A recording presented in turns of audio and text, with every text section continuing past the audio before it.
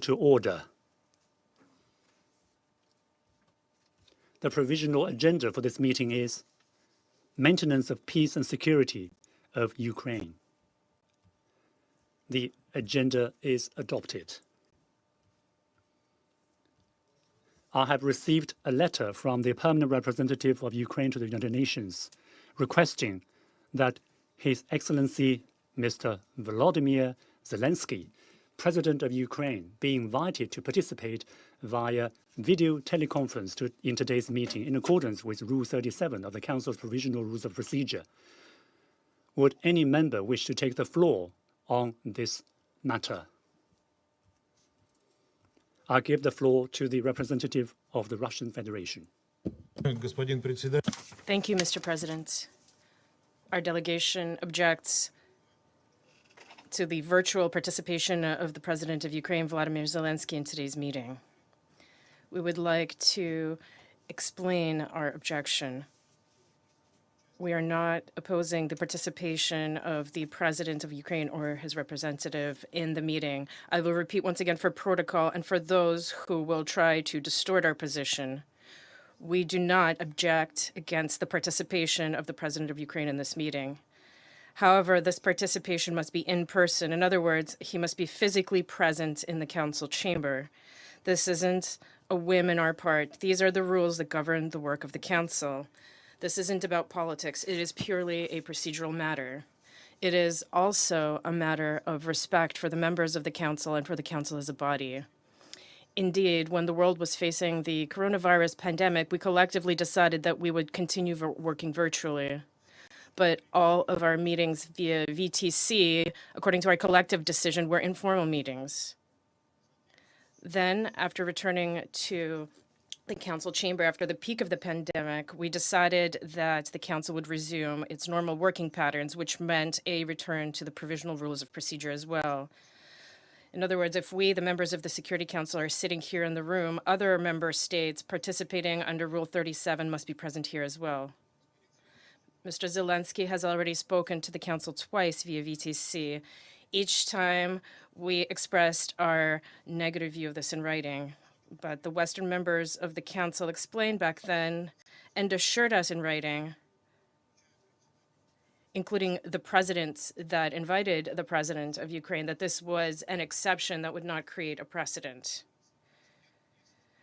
A precedent is not created after a first or second time, but a third time is no longer an exception. We would like to remind those members of the council who presided or will preside in the council that they and we have already encountered such cases.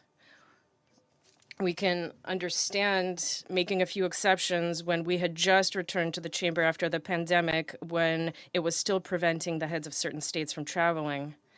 However, this year, our presidency in February, as well as other presidents, did not allow high-ranking representatives of member states to speak under Rule 37 via VTC. So why should there be double standards in the council on this matter? Why do other heads of state or ministers of other countries that are on the agendas, on the council's agenda, subjected to discrimination? This recalls the situation with international humanitarian assistance that rushed into Ukraine when people forgot helping others in other parts of the world, or the double standards on refugees and migrants in Europe when refugees from Ukraine are green-lighted in every European country, while refugees from Africa and the Middle East and other regions find themselves facing barriers. Make an exception for one country and one person. The meeting was announced a week in advance, and the president had the opportunity to travel to New York. We constantly see Zelensky meeting. He is also appointed the head of the Ukrainian delegation at the 77th session of the General Assembly, something that is possible only through personal participation. From all of this, we can draw the conclusion that there are no restrictions to the president's movements. We also know that the Minister of Foreign Affairs of Ukraine, Dmitry Kuleba, has been actively traveling abroad. Moreover, today in this room, we see Secretary General Antonio Guterres, who just recently traveled to Ukraine and visited various cities there. I repeat once again that what we're objecting to here is not the participation of the head of the Ukraine, but rather his participation via VTC specifically. And we ask the president to put this matter to a procedural vote. 谢谢俄罗斯代表的发言。 I thank the statement by the representative of the Russian representative. Are there other members who wish to take the floor on this matter? I'll give the floor to the representative of Albania. Thank you very much, Mr. President. We listened carefully to the arguments put forward by the delegation of Russia. We disagree with them, and let me explain. We have discussed on this issue in the past, and here we are again, unfortunately, since the situation on the ground in Ukraine has not changed, has not improved. We agree that in the post-pandemic situation, participation virtually under Rule 37 should be an exception. We are faced with such a situation since a democratically elected leader of a sovereign country, a member of the United Nations, cannot leave his country for reasons beyond his control. And we all know what the reasons are. The letters of the United Kingdom, Albania and the United States, respectively of 11 April, 18 July and 19 July, have explained in detail the reasons for granting the Ukrainian president the possibility to address the Security Council virtually. Allow me to reiterate that the justification for this exception remains unchanged from the previous times when the Council agreed that the President could address the Council via VTC. It was so in April, it was so in June, and it is sadly now. Ukraine is at war under foreign invasion. When a full military attack on a country, Ukraine, remains ongoing, with Independence Day, this day, with curfews imposed in various cities because of that threat, the Security Council cannot reasonably demand that the President travels to New York if he wants to participate in a session. It is therefore legitimate that we fully understand that in such circumstances, the situation in Ukraine requires President Zelensky to be there. This is a unique and exceptional situation at this moment in the world, and therefore for this Council as well. We therefore strongly support the participation of President Zelensky via VTC and invite other members to vote in favor. I thank you. I thank the representative of Albania for their statement. Are there other members who wish to speak? In view of the comments made by the Council members and the request by the representative of the Russian Federation, I propose to put to the vote the following proposal, to wit, to extend an invitation to His Excellency Mr. Volodymyr Zelensky, President of Ukraine, to participate via video teleconference in today's meeting in accordance with Rule 37 of the Council's Provisional Rules of Procedure. I shall put the proposal to the vote now. Will those in favor of the proposal to extend an invitation under Rule 37 of the Council's Provisional Rules of Procedure to His Excellency Mr. Volodymyr Zelensky, President of Ukraine, to participate via video conference, please raise their hand.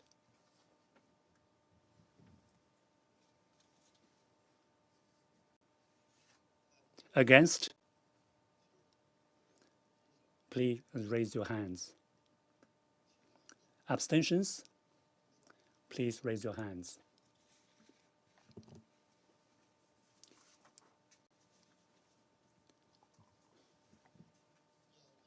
The result of the voting is as follows.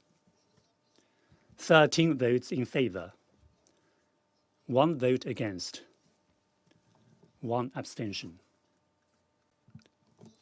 The proposal to invite His Excellency Mr. Volodymyr Zelensky, President of Ukraine, to participate in today's meeting via VTC has been adopted of the Russian Federation. Thank you, Mr. President. We regret that members of the Council have spoken out against complying with the rules of the Council. We can understand the logic of Kyiv's Western backers who are prepared to sacrifice the entire Ukrainian people to cover up Kyiv's crimes and the work of the Council as well. But we're disappointed by the fact that other members who, when they come to the Council, undertake the obligation to uphold the rules of the Council today have contributed to the erosion of its very foundations and practices. We want to take note of today's situation. Despite our position, we will hear out Mr. Zelensky because we also have something to say to him as well. We hope that he will remain at today's meeting until its very conclusion, and we shall see whether or not Mr. Zelensky will be able to come to the 77th session of the General Assembly as the head of the Ukrainian delegation or not, as the representative of Albania has claimed. 我感谢俄罗斯代表的发言。 I thank the statement by the representative of the Russian Federation. I now invite President Zelensky to participate in today's meeting via VTC.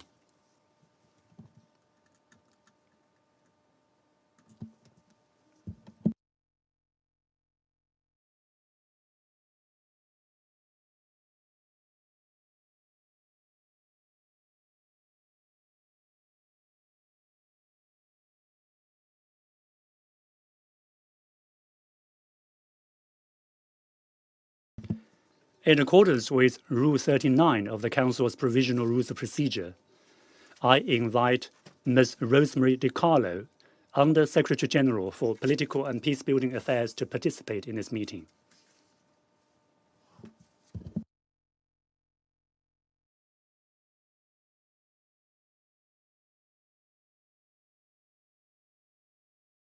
It is so decided.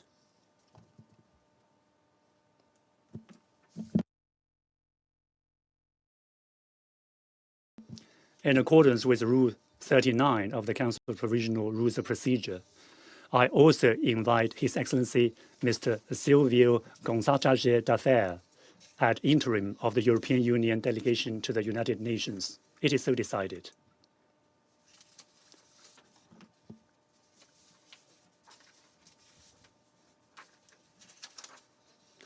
The Security Council will now begin its consideration of item 2 on the agenda. I am honored to invite the Secretary General, His Excellency Mr. Antonio Guterres, and I give him the floor. Mr. President of Ukraine, Excellencies, today marks a sad and tragic milestone. 6 months since Russia's 24th of February invasion of Ukraine. During this devastating period, thousands of civilians have been killed and injured, including hundreds of children. And countless others have lost their family members, friends, and loved ones. The world has seen grave violations of international human rights law and international humanitarian law committed with little to no accountability. And millions of Ukrainians have lost their homes and their worldly possessions, becoming internally displaced or refugees. With the onset of winter, humanitarian needs continue to rise rapidly, with millions of people in need of assistance and protection. As these needs skyrocket, it is imperative that humanitarian actors in Ukraine have safe and unhindered access to all people who require assistance, no matter where they live. Mr. President, the consequences of this senseless war are being felt far beyond Ukraine. We are seeing new vulnerabilities emerge in a global environment already worn out by conflicts, inequality, pandemic-induced economic and health crises, and climate change, with a disproportionate impact on developing countries. The acceleration of already high food, fertilizer, and fuel prices has triggered a global crisis that could drive millions more into extreme poverty, magnifying hunger and malnutrition, while threatening to raise the global humanitarian caseload to new highs and erase hard-won development gains. Vulnerable communities are grappling with the largest cost of living crisis in a generation, and high commodity and transportation costs are having major repercussions for existing humanitarian operations. Mr. President, and the Secretary General, as I mentioned on Monday, I wanted to take this opportunity to provide a brief update on my recent travel to Ukraine. I would like to have been able to do the same yesterday, based on my experience in discussions about Zaporizhzhia, but unfortunately I was out of New York with a dislocation planned that was impossible to change at such a short notice. My visit was an important opportunity to follow up on the landmark deal that has brought a measure of hope, especially to developing countries and millions of vulnerable people bearing the brunt of the global food crisis, some of them on the edge of famine. I can report to the Council that the Black Sea Grain Initiative, signed in Istanbul in July, is progressing well, with dozens of ships sailing in and out of Ukrainian ports, loaded so far with over 720,000 metric tons of grains and other food products. These deals would not have been possible without the constructive approach of both Ukraine and Russia and the efforts of the government of Turkey. During my visit to Lviv, I met with Ukrainian President Zelensky and Turkish President Erdogan. I thank them for their continued engagement to support the implementation of the initiative to ensure the safe passage of Ukrainian food products and fertilizers to visiting the port of Odessa and the Joint Coordination Center in Istanbul. On my visit to Odessa, I went aboard a bulk carrier called MV Kubrozly Y, as it was being loaded with about 10,000 metric tons of wheat. It was deeply moving to peer into the hold of this cargo ship and see wheat pouring in. Even if in a limited way, the storied port of Odessa, which had been paralyzed for months, is slowly coming to life thanks to the initiative. In Istanbul, I saw the WFP chartered ship, the MV Brave Commander. International humanitarian law protects prisoners of war. The International Committee of the Red Cross must have access to them wherever they are held. The United Nations Human Rights Monitoring Mission in Ukraine and the UN Independent International Commission of Inquiry on Ukraine continue to monitor, document, and report with a view to supporting the investigation of alleged violations. Work is also ongoing to deploy the recently established fact-finding mission to Olenivka to look into the incident on 29 July. This mission must be able to freely conduct its work, to gather and analyze necessary information, and to find the facts. It is imperative that the mission has safe, secure, and unfettered access to all relevant places and persons, and to all relevant evidence without any limitation, impediment, or interference. Mr. President, Excellencies, on this 31st anniversary of Ukraine's independence, I wish to congratulate the Ukrainian people. The people of Ukraine and beyond need peace, and they need peace now. Peace in line with the UN Charter, peace in line with international law, and I thank you.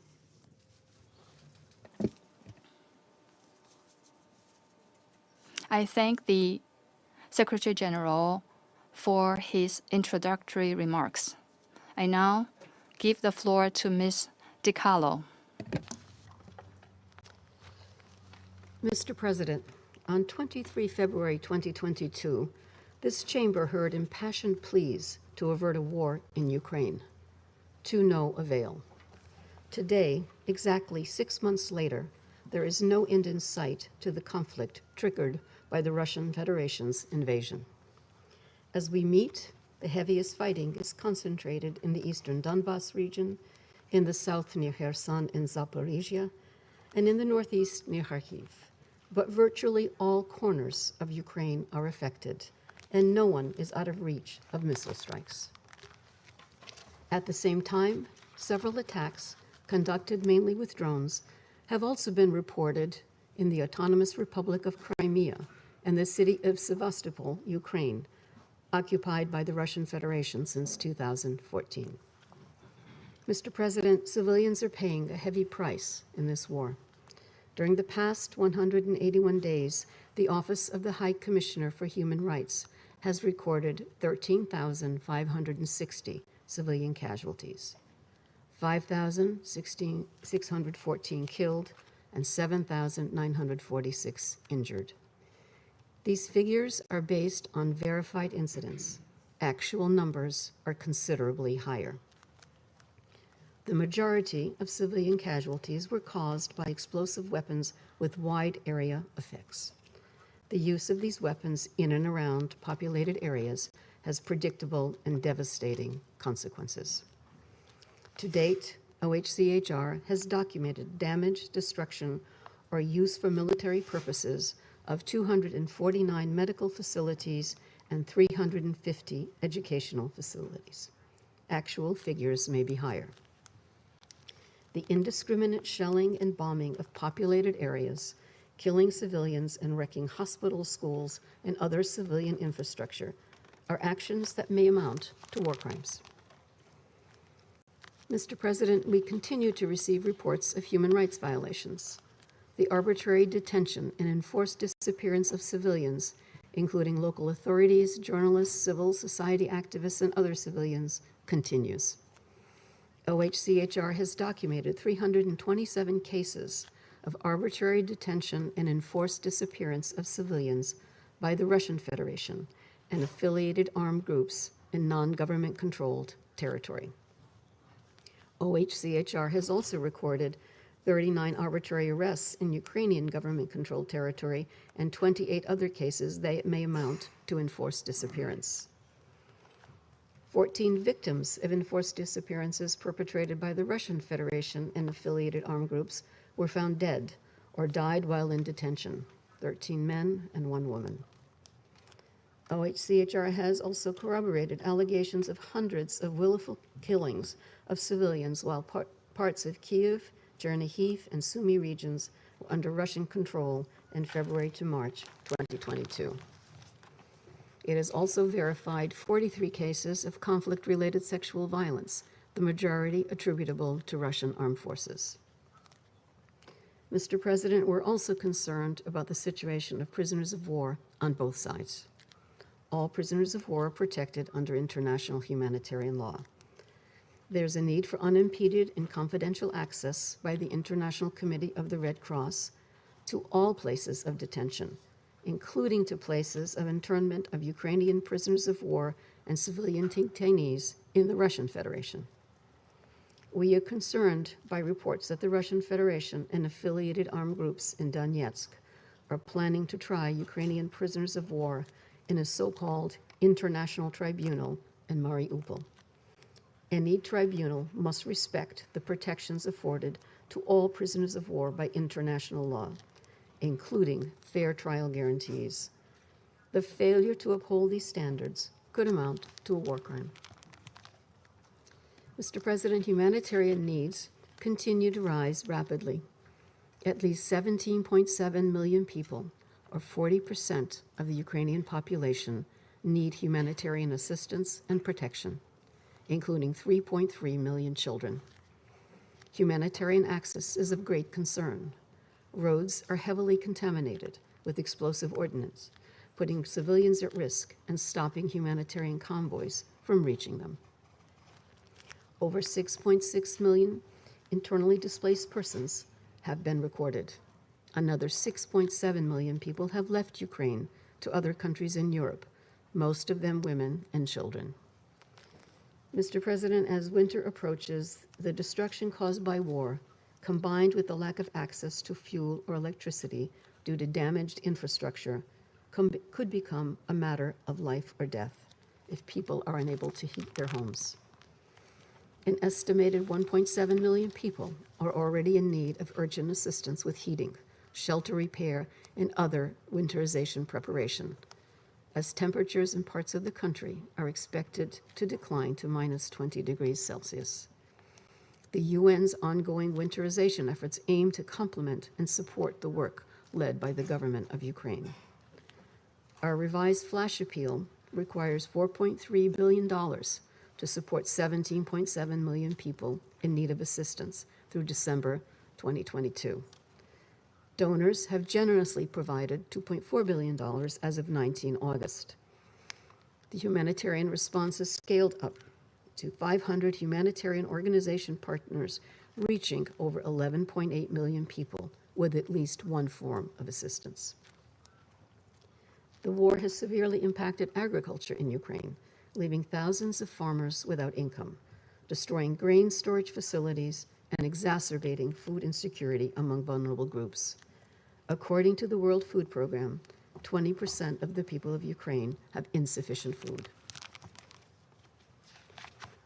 Mr. President, as the Secretary General emphasized, the repercussions of the war in Ukraine are being felt worldwide.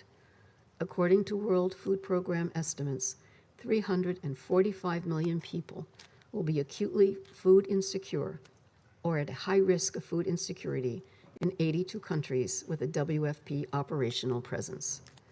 This represents an increase of 47 million acutely hungry people due to the ripple effects of the war in Ukraine. Last month, UNDP estimated that up to 71 million people may have already been pushed into poverty in the 3 months after the start of the war. Key affected areas include the Balkans, the Caspian Sea region, and sub-Saharan Africa, particularly the Sahel. The global financial situation remains volatile, with concerns about potential stagflation scenarios in the latter part of 2022 and 2023. Energy markets remain under stress, a serious concern as the winter season in the Northern Hemisphere approaches. While food prices have stabilized in recent weeks, this is not necessarily translated into lower inflation rates yet. Inflation continued to accelerate in July of this year. It is breaking multi-decade records in developed countries, and yet it is developing countries and LDCs that have been more drastically affected. The fiscal situation in many developing economies is a particular concern, particularly as their borrowing ability has been fragile following the need to respond to the COVID-19 pandemic with significant expenditures. Today, developing country debts and import bills are coming under further pressure. We remain concerned that the deteriorating socioeconomic situation in developing countries, particularly those in already fragile situations, could lead to social unrest. While it is difficult to establish a direct link to the war, we have already seen an increase in the number of riots between the first and second quarter of 2022. Mr. President, today's grim 6-month anniversary coincides with Ukraine's National Day. This is an occasion to celebrate the country's sovereignty and independence and proud heritage, and we congratulate the people of Ukraine on this day. But let us recall that the human and material toll of this war is tragic, colossal, and evident. First and foremost, for Ukraine and its people. And the economic consequences for the world are ominous and growing. The conflict is having another impact that, although less tangible, is just as perilous. In deepening global divisions and exacerbating mistrust in our institutions, the war is weakening the foundations of our international system. The consequences of a breakdown in how the world manages questions of peace and security are frightening to contemplate. This war is not only senseless, but exceedingly dangerous, and it touches all of us. It must end. Thank you, Mr. President.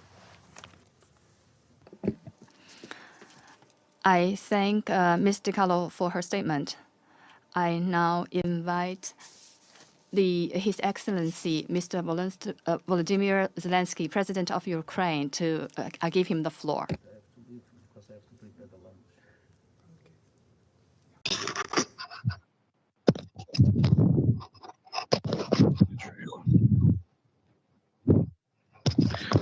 Thank you to everyone.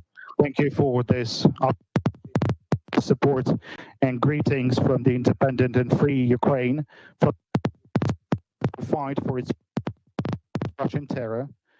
Just recently, as I was preparing for this statement, I've received information Russia has launched missiles against the Dnipropetrovsk region, against the railroad station, the railroad cars at the station.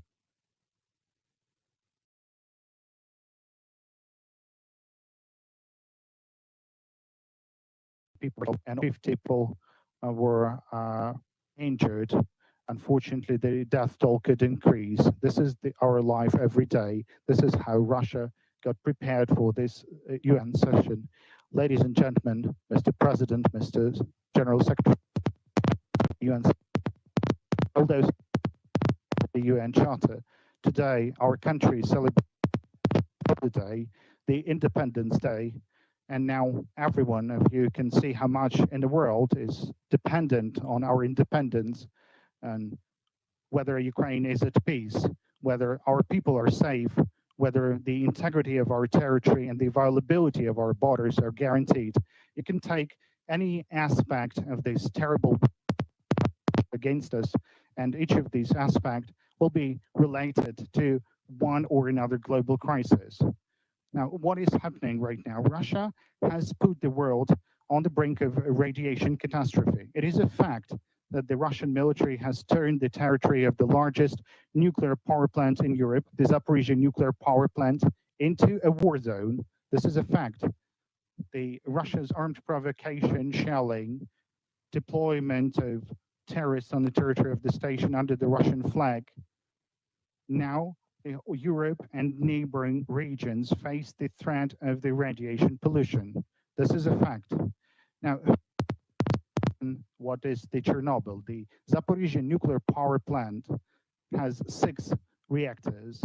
Only 1 reactor exploded in Chernobyl. The IAEA mission should take permanent control of the situation at the Zaporizhzhia nuclear plant as soon as possible, and Russia should unconditionally stop nuclear blackmail and completely withdraw from the station. Russia has on the hunger. It is a fact that Russian blockade of Ukrainian ports and Azovs increased the deficit in the already destabilized food market, and this is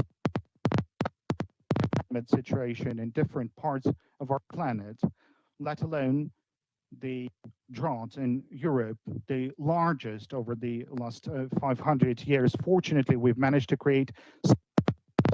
Russia was forced to accept the terms of international community, allowing to restore grain export from 3 Ukrainian ports. It relieves a part of the tension in the food market, but does not remove the threat completely.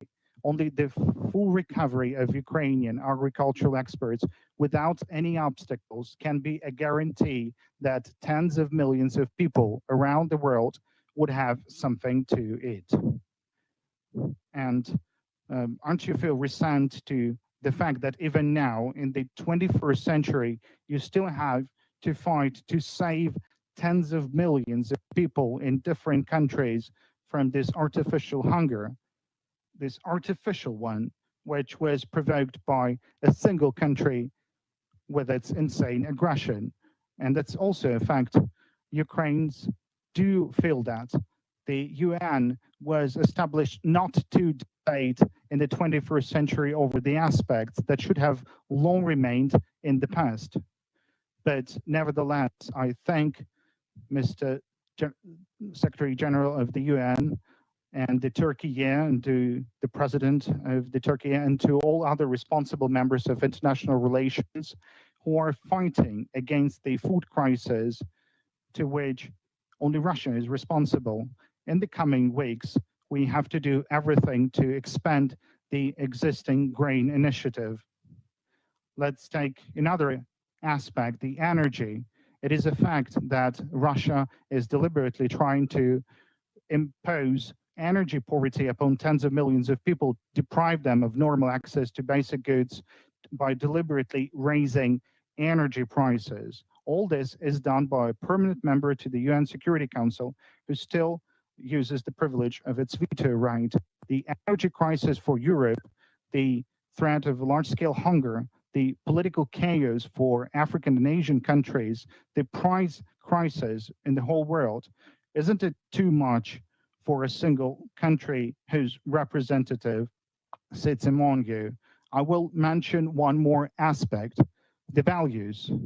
Indeed, we should honestly talk about the point that values are perceived differently in different parts of the world. There's different approaches, but everywhere in the world, life has value, peace has value, economic prosperity has value. All countries, if they respect themselves and their people, punish for murder and not honor the executioners. However, we see that there is a country that is not behaves differently and is proud of doing so.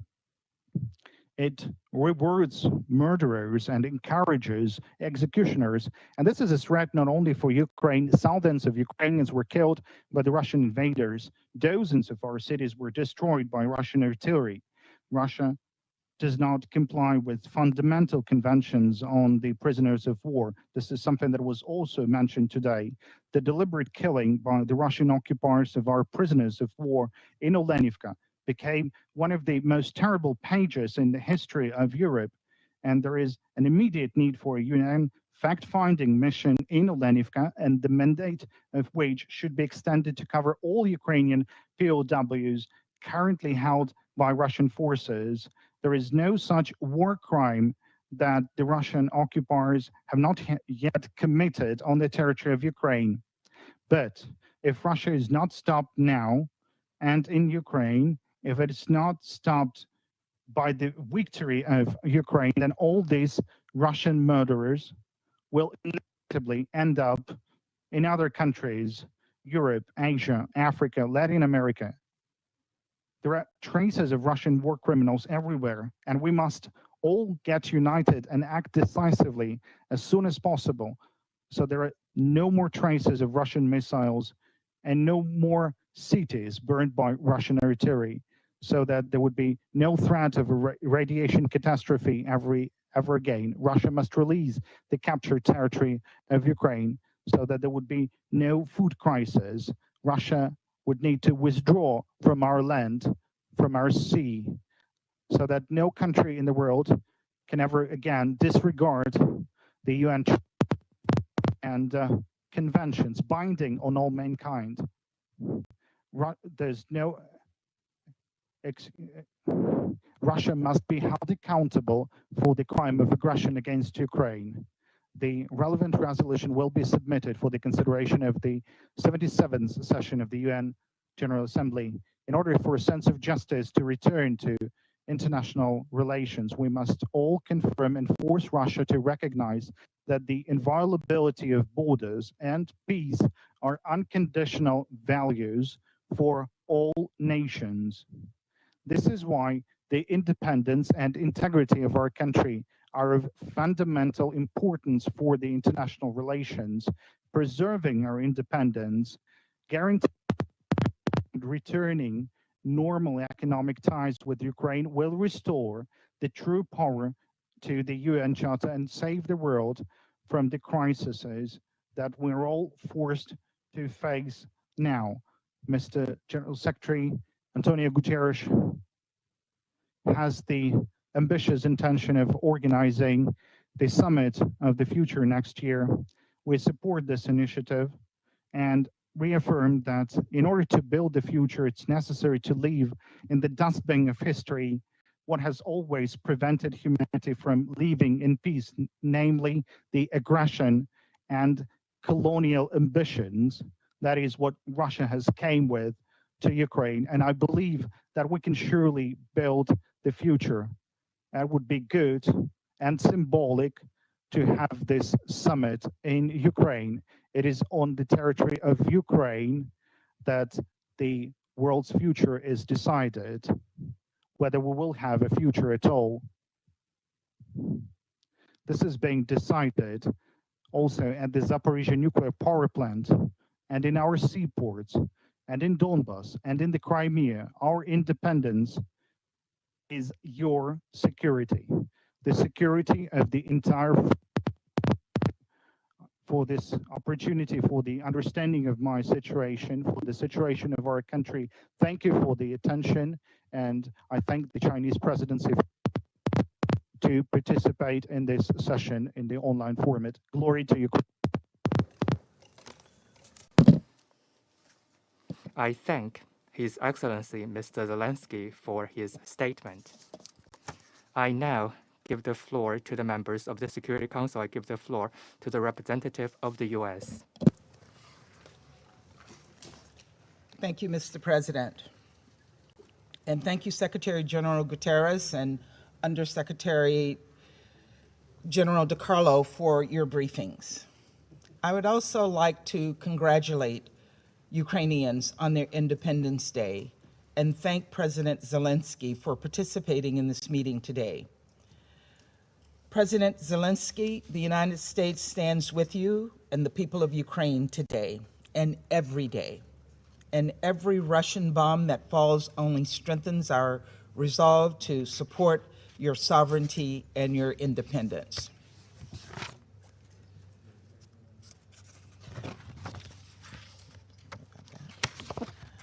Today marks 6 months of Russia's premeditated, unjustifiable, and brutal full-scale war against Ukraine. Just 6 months since we, sitting here in the council chamber, watched as Russia, serving in the presidency, attempted to defend the indefensible. 6 months of Russia's defiance of the international community.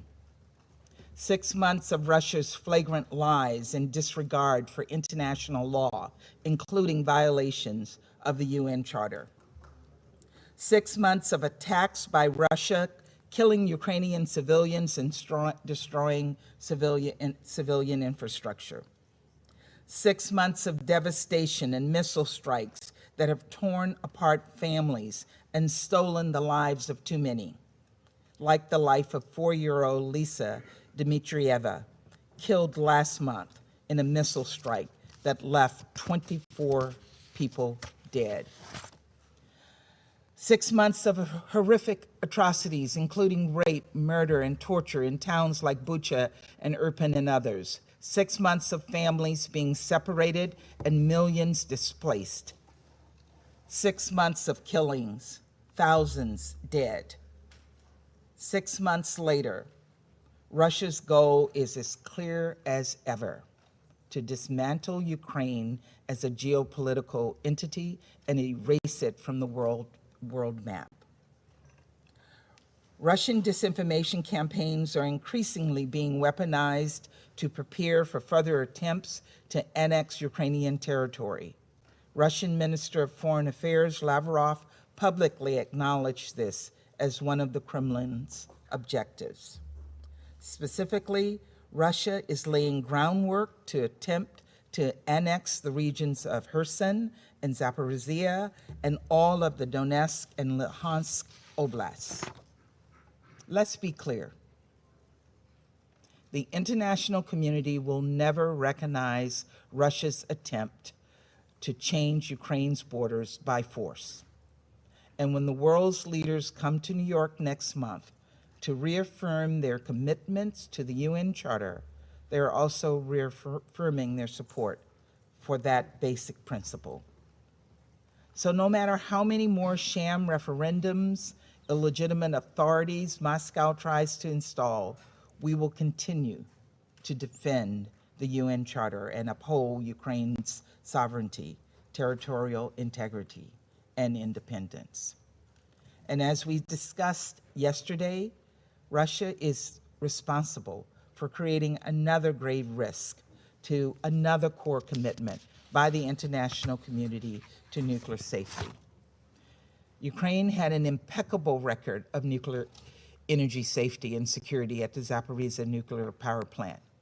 But Russia recklessly attacked and seized control of this plant by force, risking nuclear disaster. In a similar vein, we are particularly concerned by Russia's so-called filtration operations, which involve the systematic forced deportations of Ukrainian civilians to remote areas of Russia. These camps are abducting and separating children from their parents. Russian forces are forcibly confiscating and replacing passports, dictating curriculums in schools, and replacing Ukrainian street names and other public signs with Russian language alternatives. The evidence of Russian forces interrogating, detaining, and forcibly deporting hundreds of thousands of Ukrainians, including children, continue to mount. The reasons are clear. They want to destroy Ukraine. its culture, its people, its very existence. Even where we have seen progress, like the movement of grain and other foodstuff from Ukrainian ports following the much-needed arrangements signed with Turkey, Russia did not let us forget about its intentions. Mere hours after the deal was inked, Russia launched missiles at the port of Odessa. Those missiles were a potent reminder. Millions of Ukrainians are still under siege, and tens of millions around the world are being driven to hunger by Russia's actions. For all this violence and carnage, these hunger and humanitarian crises, these human rights abuses and threats to vulnerable groups, Russia, and Russia alone, bears sole responsibility. And Russia alone is the sole hindrance to a swift resolution to this crisis. We must continue to call for and ensure accountability for all of Russia's atrocities. Today marks 6 months of the war, but it also marks Ukraine's Independence Day, a day normally celebrated by parades with festivals with joy. Many of us came together in a similar kind of celebration on July 4th last month on the UN lawn as America celebrated its independence. And we ate and we danced and we looked in awe at the fireworks in the sky. In Ukraine today, there are none of the typical festivals, no feasts or concerts. Citizens have been told to stay away from cities and to look for very different kinds of explosions from the sky. And we heard President Zelensky describe just that to us today. One Ukrainian citizen told an NPR reporter that she hopes that, and I'll quote her, she hopes that we can celebrate independence without weapons in the future, maybe with flowers and dances instead. Let us do everything we can to bring the flowers and the dances back to Kyiv, back to Ukrainians. And let us pray by this time next year, her dream has come true. Thank you, Mr. President. I thank the representative of the U.S. for their statement.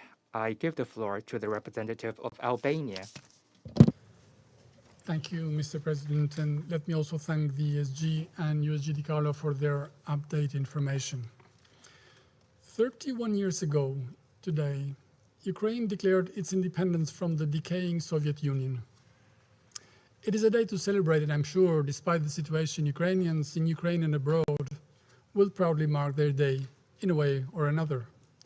We join them in this and welcome you, President Zelensky, in this meeting under the exceptional circumstances you and your country continue to endure. But celebrations are not easy and hardly joyful when you are under attack by your neighbor that pretends from dawn to dusk to be your brother, but that kind of brother that is assaulting you, killing your people, destroying your homes, bombarding your cities, abusing your women, deporting your people, breaking your country, denying your existence. That abusive brother that wants to take everything you have. Mr. President, today marks also exactly 6 months from the start of the invasion, the day when the UN Charter was thrown in the Kremlin shredder, when the term respect for international law lost any meaning in Moscow. It marks 27 weeks from the adoption of the United Nations General Assembly resolution when the whole world but 4 asked Russia to stop the war and respect the sovereignty of Ukraine. It marks 25 weeks from a legally binding order of the International Court of Justice, the highest international court addressed to Russia to immediately stop military activities. All these calls and documents continue to be ignored.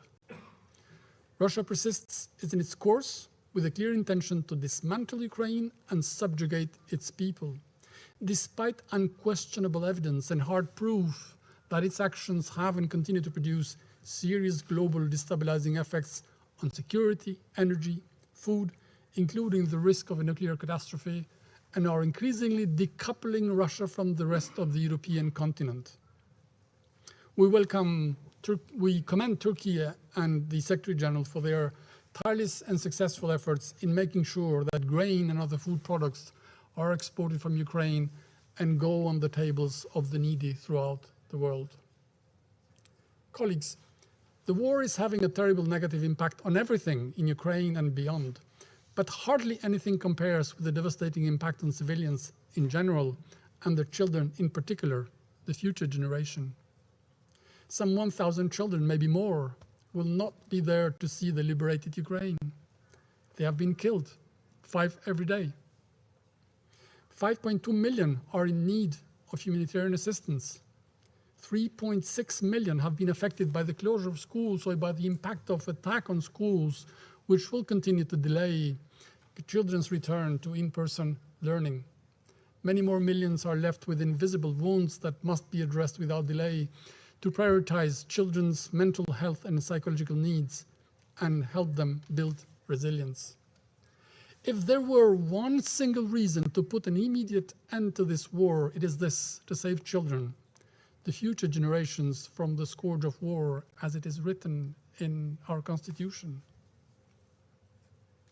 Mr. President, a few weeks ago, a deadly explosion killed 53 Ukrainian prisoners of war held in Ukraine territory under the Russian control. This tragic event is still not independently elucidated, and as for everything of that nature, we are told that Ukraine did it. Prisoners of war should have been protected by law, as well as by the guarantees given to the UN and the International Committee for Red Cross, that the Azov detainees would be properly treated. Unfortunately, 53 of them were killed.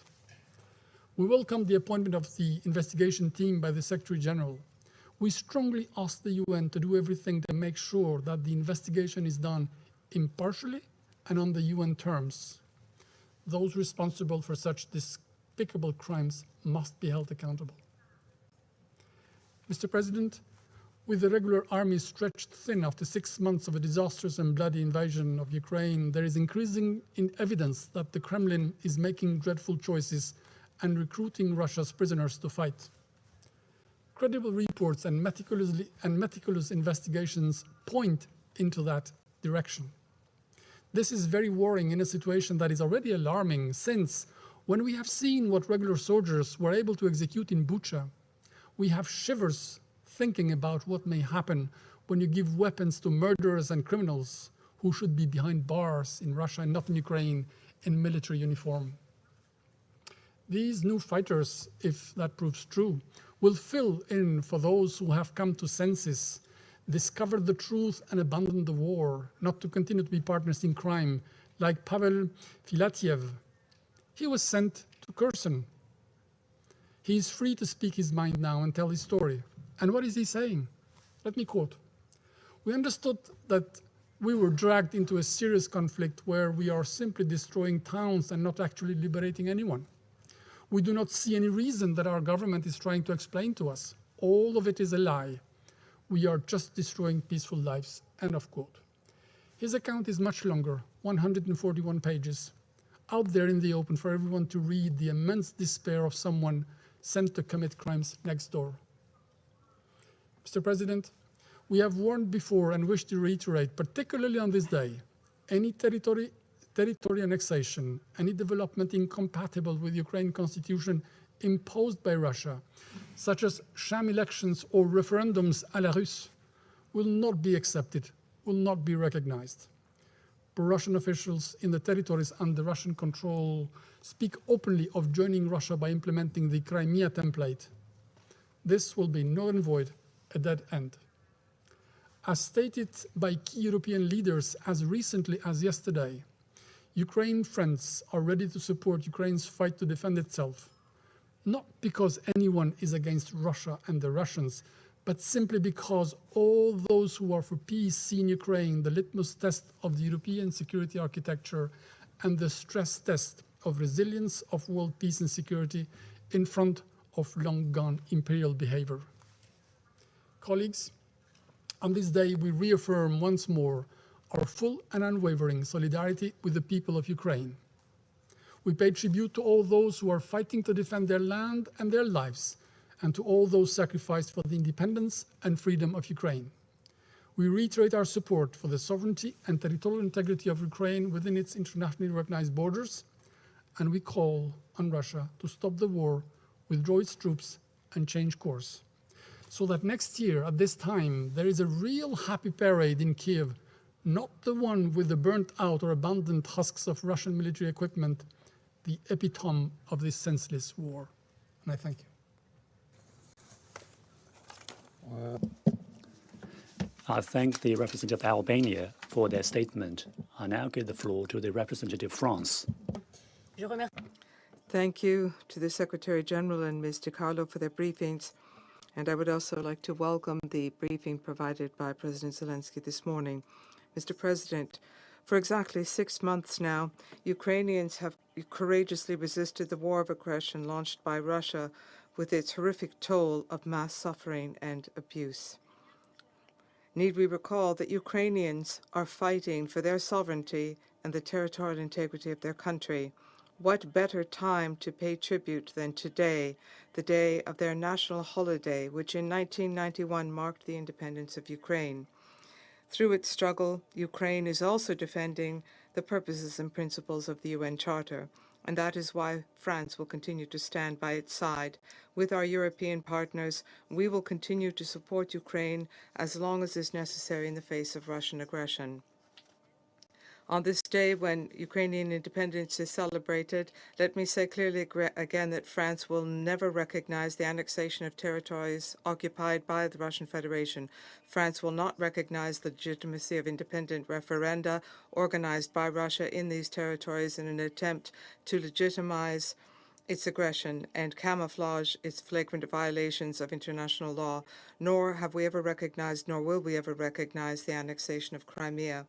Mr. President, with this war, Russia is further destabilizing the world, already grappling with serious threats. We welcome the fact that the Joint Coordination Center in Istanbul is now operational and that 33 vessels have been able to leave Ukrainian ports since the signing of the Istanbul Accords. But let us not delude ourselves. The negative fallout of the war led by Russia is ongoing and is getting worse. Supply chains are still disrupted. Transportation costs remain very high. The energy markets are crippled. As long as Russian aggression persists, the fallout will continue to spread. The presence of Russian troops on the Zaporizhzhia nuclear power plant also heightens the risk of a nuclear accident with potentially devastating consequences. We recall our appeal for the withdrawal of Russian forces. Any incident would be the primary responsibility of Russia, and it is crucial for the IAEA to be able to conduct expert missions on the ground as soon as possible. Mr. President, the information we have received about extrajudicial executions, acts of torture against Ukrainian prisoners, in particular in the Olenivka village, but not just there, beyond it as well, is shocking. Let us repeat, Russia must respect international humanitarian law that applies in all international armed conflicts, whether or not it acknowledges being at war, as well as international human rights law. France, along with its partners, rallied in the initial days of Russian aggression to ensure that the authors of crimes committed in Ukraine would be identified, found, and their crimes documented.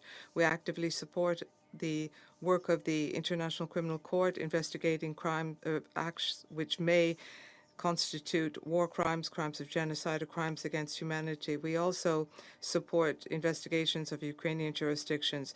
We will follow closely the upcoming publication by the International Independent Commission of Inquiry created by the Human Rights Council with the support of France. Once again, we call upon Russia to choose diplomacy to rebuild peace with Ukraine, to recognize its sovereignty and territorial integrity in internationally recognized borders at the time and under the conditions determined by Ukrainians, which is the victim of aggression. France will continue to commit itself to that end. Thank you.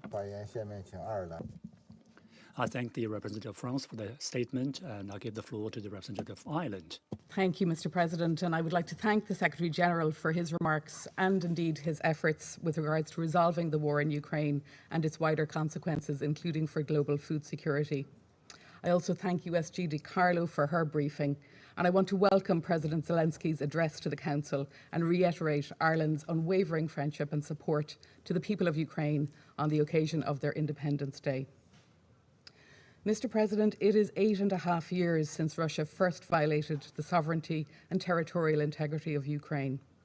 It is 6 months to the day since Russia launched its further illegal, unprovoked invasion of Ukraine, violating and attacking the core principles of this United Nations.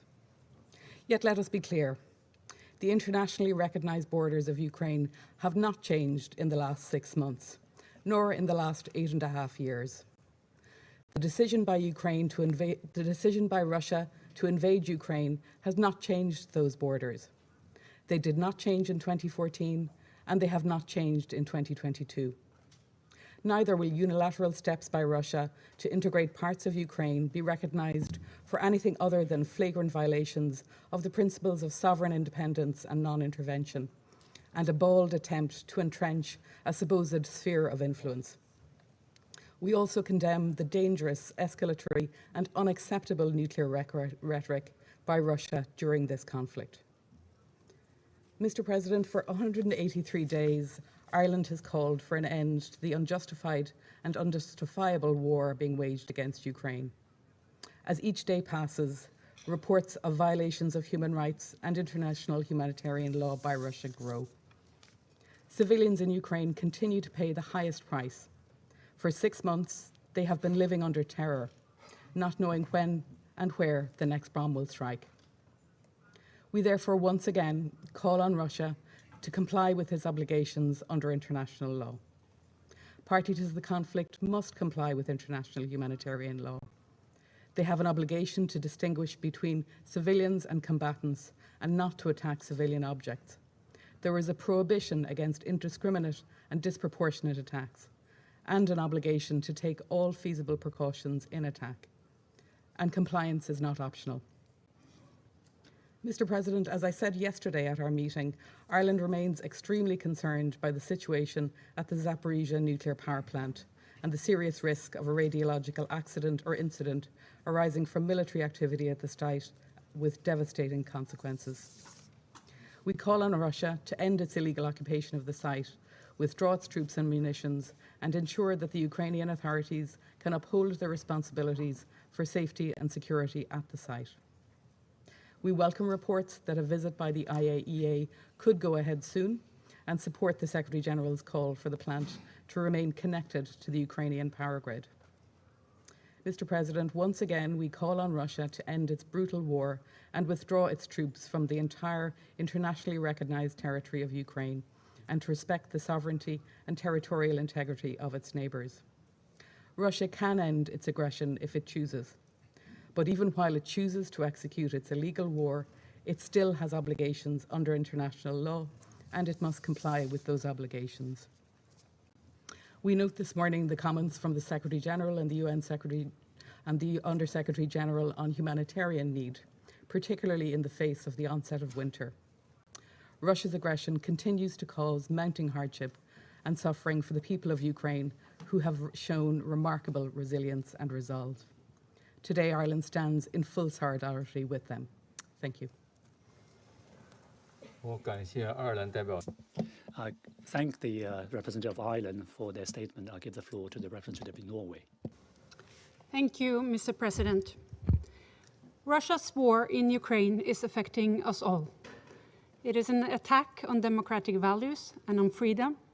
It's causing a global food crisis, and it's a blatant violation of international law and the very principles of the UN Charter.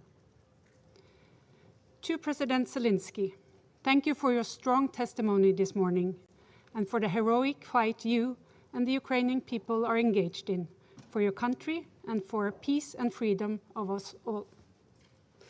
Today we mark the Ukrainian Declaration of Independence in 1991, and here we are, 31 years later, because the Soviet successor state Russia has invaded Ukraine. It's truly tragic. So we reiterate our unwavering support for Ukraine's sovereignty and territorial integrity within its internationally recognized borders. USG DiCarlo, thank you for your thorough and thoughtful briefing. And Secretary General, thank you for your briefing, including on your important recent visit to Ukraine. Norway applauds your crucial role in the Black Sea Grain Initiative and your further tireless efforts to alleviate the consequences of this horrible war and to restore peace. President, Norway condemns the Russian military aggression in the strongest terms possible. Russia's warfare in urban and populated areas and the use of heavy explosive weapons is destroying homes, schools, and hospitals. And the ongoing attacks on civilians and civilian infrastructure, including nuclear power plants, is having a devastating and unacceptable impact. Thousands of civilians have already been killed. Millions have fled their homes. Others are trapped in war zones. We stand with the people all over Ukraine who continue to live in daily fear of the next attack. And we reiterate our demand that civilians must be protected and international humanitarian law and international human rights law fully respected and implemented. Humanitarian actors must be ensured access. Russia must stop the war and fully, immediately, and unconditionally withdraw its forces and military equipment from Ukraine. Russia started the war in Ukraine. It can choose to stop it. It seems clear that war crimes are being committed. These cannot be forgotten. Perpetrators on all levels must be held accountable. President, the Secretary General has talked about the beacon of hope with the resumption of Ukrainian grain exports. We are encouraged that the critical transportation line from a global breadbasket might be restored. It is much needed for Ukrainians as well as the world's most vulnerable people and countries. And it is critical that the World Food Programme and other humanitarian actors again can purchase grain from Ukraine for humanitarian food assistance. It is now vital that the Black Sea Grain Initiative is fully implemented. President, the accumulated effects on the war are felt by more people every day. In May, this Council expressed its unified support for the efforts of the Secretary General in the search for a peaceful solution. We must continue to support the Secretary General in his efforts for dialogue and mediation between the parties in the search for peace and freedom for the people of Ukraine. And we stress the joint responsibility of the members of this Council to make every effort to ensure peace. Again, to the Ukrainian people, our thoughts are with you on your National Day and every other day. We reiterate our solidarity with you. I thank you. I thank the representative of Norway for their statement. I give the floor to the representative of the United Kingdom. Thank you, President. On behalf of the United Kingdom, I thank the Secretary General and Under Secretary General DiCarlo for their briefings. We warmly welcome President Zelensky's participation in today's meeting. 6 months ago, even as this Council met late into the night to try to avert catastrophe, Russia launched an unprovoked and illegal invasion of Ukraine in violation of the UN Charter. In the months that followed, Ukraine has been subjected to the full horrors of war. As we've heard today, thousands of civilians have been killed or wounded. Over 17 million are now in need of humanitarian assistance. Schools, hospitals, and other medical facilities have been attacked. We have seen a pattern of Russian violations of international humanitarian law and of Russian human rights abuses and violations, including reports of torture, inhumane treatment, and arbitrary detention. Ukrainian citizens, including children, have been forcibly deported to Russia. 6 million people are displaced within Ukraine, and over 6 million are refugees abroad. And the people of Ukraine are not the only victims of this war. Beyond Ukraine's borders, Putin's decisions have had a devastating impact on the world's most vulnerable, with many millions across the world affected by rising food and fuel prices. We again pay tribute to the work of the UN Secretary General with Turkey to negotiate the Black Sea Grain Initiative. President, today, in what would be another violation of the UN Charter, there are reports that Russia is planning fake referenda to illegally annex more territory from Ukraine. Any such attempt would fool no one. Russia has, after all, lied throughout their illegal invasion, using disinformation to create false pretexts, undermine Ukrainian sovereignty, obscure the truth, and hide war crimes.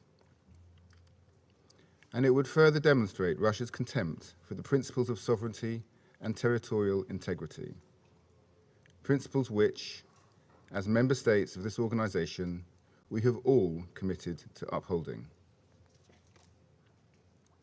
President, 31 years ago today, Ukraine declared its independence, with over 90% of Ukrainians voting in favor. Today, that pride in Ukrainian identity and sovereignty remains as strong as ever. We have all seen the courage and ingenuity of the Ukrainian people as they have fought to defend their nation against Russia's attack on their national sovereignty and right to self-determination. Ukraine's fight is a fight for the principles of the UN Charter. All of us in this chamber have a responsibility to recognize that.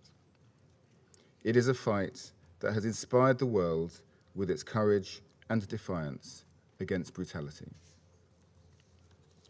So today, on Ukrainian Independence Day, we stand together with the nation of Ukraine and its heroic people who continue to resist Russia's attempts to rewrite international borders by force. We once again call for Russia to withdraw its forces from Ukraine immediately, and we call for full accountability for Russia's crimes. Thank you. I thank the representative of the UK for their statement. I'll give the floor to the representative of Brazil. Thank you, Mr. President. I acknowledge the participation in the session of His Excellency President Zelensky, to whom I extend congratulations on the occasion of Ukraine's National Day. I thank the Secretary General and UNSG Rosemary DiCarlo for their remarks. 6 months after the opening of hostilities, there seems to be no solution in sight for the conflict in Ukraine. The situation is now compounded by the risk of nuclear disaster. It is essential that the parties refrain from attacks that could threaten the safety of nuclear facilities, as has been happening in the vicinity of the Zaporizhzhia plant. Brazil reiterates the call for the two sides to facilitate the access of an IAEA mission so that the conditions of the plant can be properly evaluated. It is deeply saddening to note how little progress has been made towards a political solution.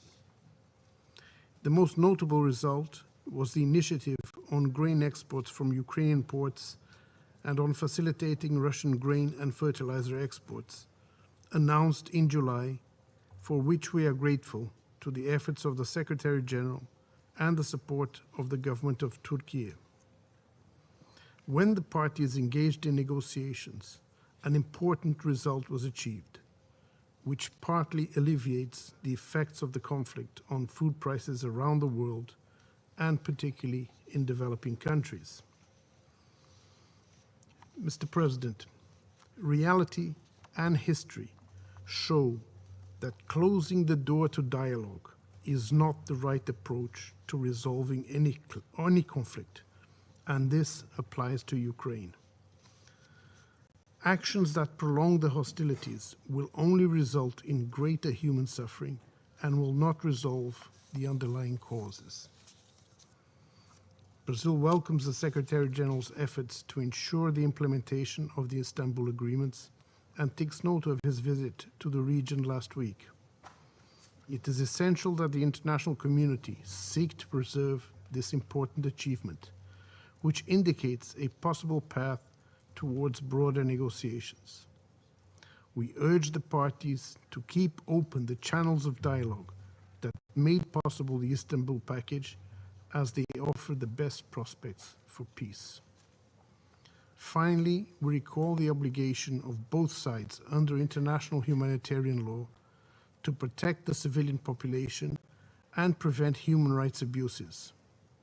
Attacks against residential areas and facilities such as schools, churches, and hospitals are unacceptable and fuel a logic of retaliation that must be avoided by all means.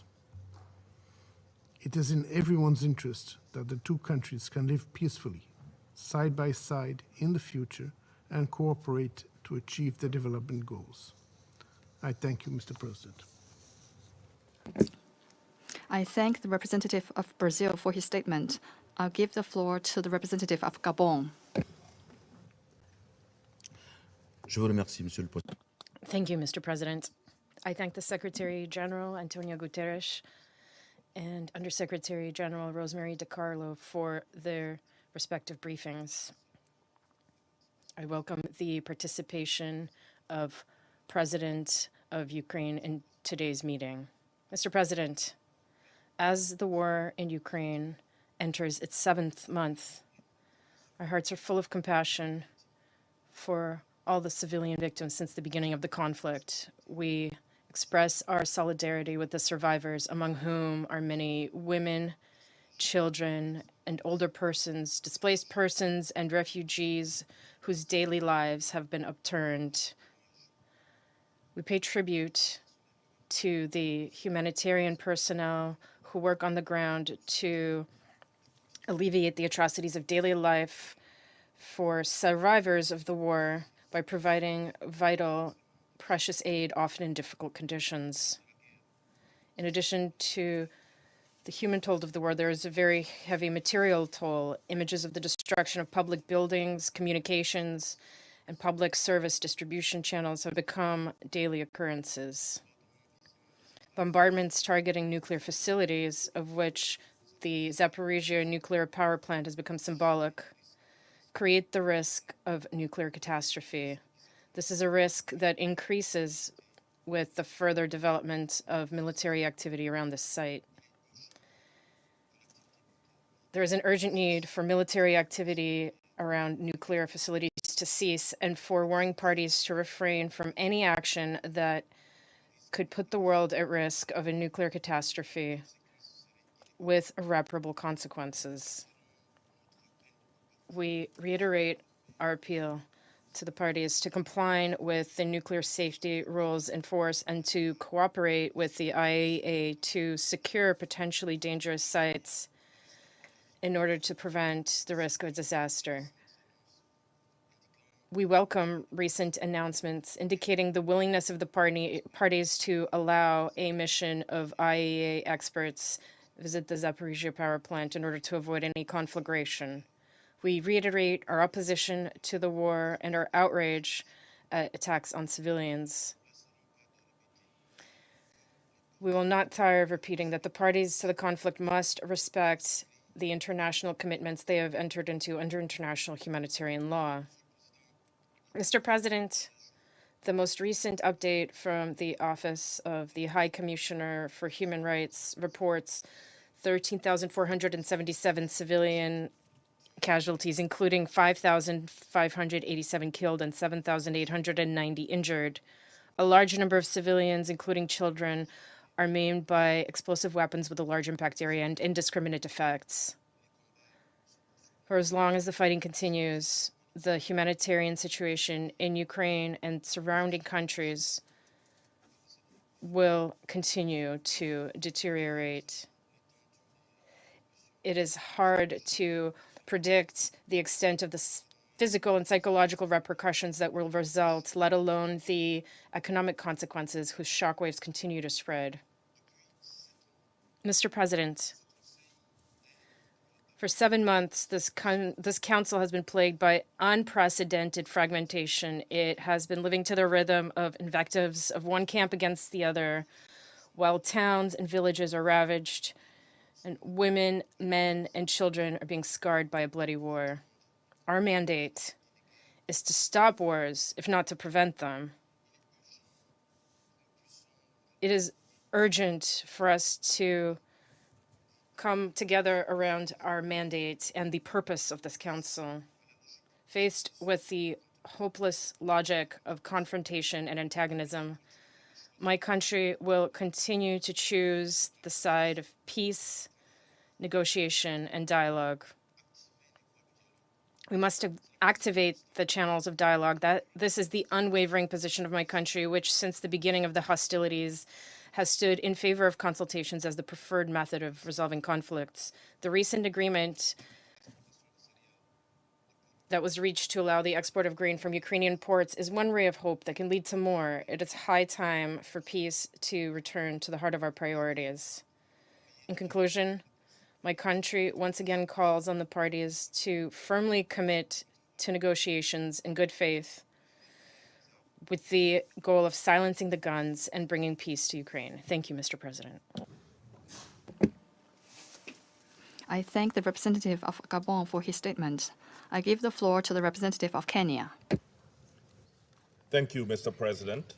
I thank Secretary General Antonio Guterres and Undersecretary General Rosemary DiCarlo for their updates on the situation in Ukraine. Kenya takes this opportunity to convey our best wishes to President Zelensky and the people of Ukraine on their Independence Day.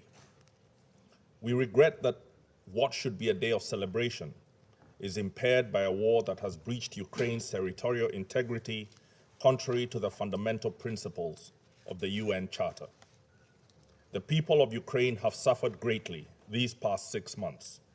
We offer them, and particularly the bereaved families, our deepest condolences. Mr. President, Ukraine's Independence Day gives us an opportunity to appreciate our own independence, as I am sure is the case for every member of this assembly. We will forever be thankful for the brave men and women who fought for our freedom. We joined the UN within days of becoming independent. We signed up to its principles because as a young nation, we needed assurance that our sovereignty, territorial integrity, and political independence would be respected. We valued its mission to outlaw aggression, to use its instruments to help us turn our swords into plowshares so that we could enjoy the fruits of our freedom. We remain thankful that this United Nations stood for decolonization, that it gave voice to the smallest countries in the world without regard to their military might or wealth. What a precious heritage we have, and how intolerable that it should be as endangered as it is today. We are forced by this moment to recall how its failed predecessor, the League of Nations, was unable to stop the conflicts that led to the Great Fire of World War II. Multilateralism, as expressed in the United Nations, including in this venerated chamber, with all its flaws, is our last hope against a new world war. The wars we choose to fight as Kenya and Africa, as I believe is the case for most of the world, are for independence from poverty, ignorance, and disease. We have no desire to be drawn into a worldwide conflict or for our grievances and disagreements to be the soil in which wars by proxy take root.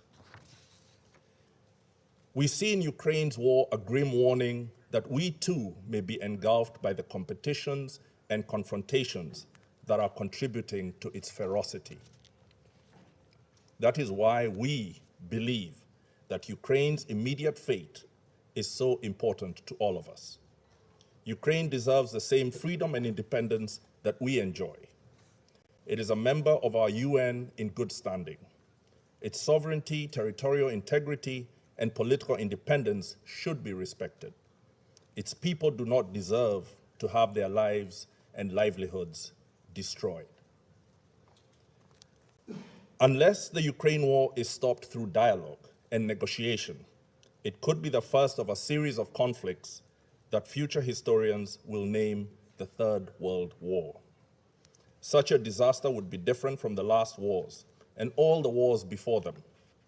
The dangers of direct conflict between nuclear-armed powers means that most of their confrontations would be undertaken by proxy. Africa and the rest of the world would be thrown into a mirror of the Cold War that shattered our democracies, overthrew and killed our leaders, and robbed us of decades of economic progress. Stopping this war in a manner that adheres to the principles of the UN Charter is what will keep other old grievances from boiling over. Mr. President, not all is lost. Even in such dark times, we must remember that in the past, serious threats to international peace and security have been successfully resolved. There is yet a chance to build on the slim but important success represented by the agreement between the parties for the secure export of Ukraine's food products through the Black Sea, as well as food and fertilizer exports from Russia. We commend the Secretary General and the government of Turkey for their crucial facilitation. The willingness of the parties to negotiate and the alertness, subtle skill, and moral persuasion of the facilitators demonstrate that diplomacy is still able to deliver if given a chance. We cannot leave our fate to the most powerful. Some of them may be bent on domination, but we cannot allow it to be at the expense of our common peace. They may project certainty and great power, but none can know or control the future. It is time for intuitive, bold leadership from any and every country that has influence or leverage to push them to dialogue rather than confrontation. The immediate aim should be for cessation of hostilities in Ukraine, the opening of safe humanitarian corridors and unhindered humanitarian access, and the security of all nuclear installations, especially the Zaporizhzhia nuclear power plant. These should be part of a roadmap to achieving a comprehensive agreement that secures the sovereignty and territorial integrity of Ukraine. Such an end, given the emerging escalation between the great powers, would ideally be linked to a broader negotiation that produces a stable European security order. The principles underlying such an order should adhere to the UN Charter and be utilized to stabilize other parts of the world. In the meantime, Kenya, while in the Security Council and in all relevant forums, will offer every support to positive efforts seeking these aims. We will continue to champion the cause of the Secretary General and his team, who need to be commended for their tireless efforts. In this regard, we applaud his recent visit to Lviv.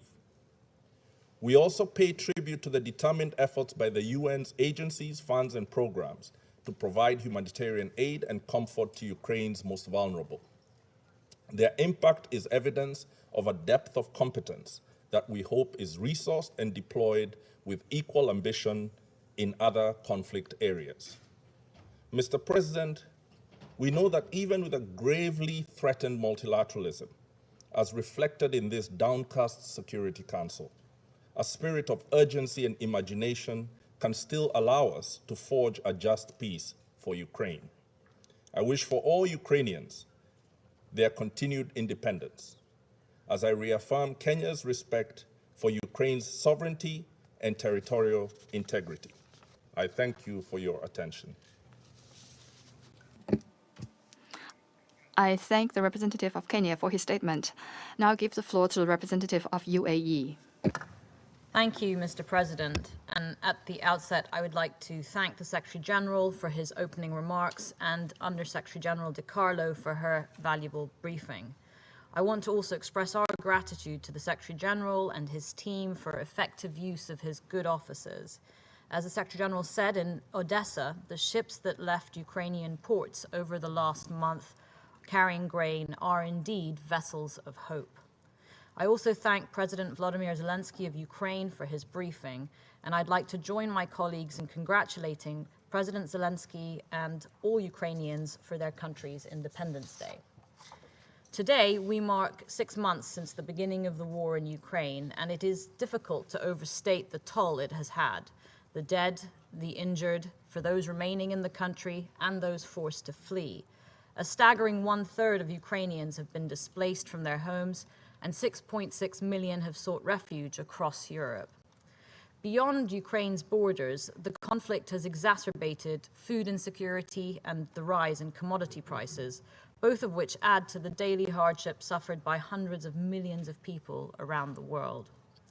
The UAE strongly applauds the agreements brokered with the support of the Secretary General and the Republic of Turkey to facilitate the export of grain, food supplies, and fertilizers to global markets.